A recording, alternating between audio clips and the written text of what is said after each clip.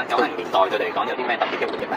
我90年代好多回憶嘅喎，即係如果細個嘅話，即係可能同我有啲表哥有啲回憶啦，PS1 啊，有啲遊戲機啊，即係童年係幾 happy 嘅，即係諗翻起。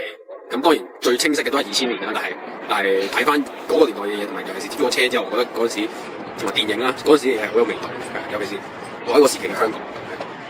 咁 MV 一啲經典係向一啲經典嘅港產片去致敬啦。咁當中有冇邊套電影對你影響最深？同埋細個有冇幻想過自己做主角？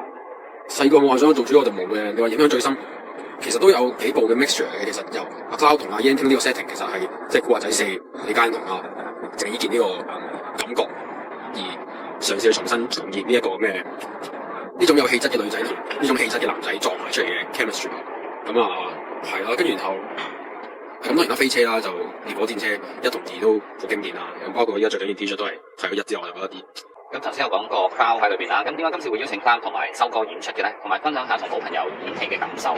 同 friend 演啲戲就比較舒服咯，同埋所有嘢都比較易入狀況咯，同埋有人有啲 reaction 俾翻你嘅時候，就好過自己一個喺度演。你自己一個演嘅話就係想掛住錯，跟住就好型咁樣，點知出到嚟就其實都係冇乜表情咁樣。難忘嘅事有啊，就係我買咗架車翻嚟，自己揸過唔多過2次就會炒嘅。就係呢個就係好難忘嘅事，等陣就拍呢個炒車嘅場面。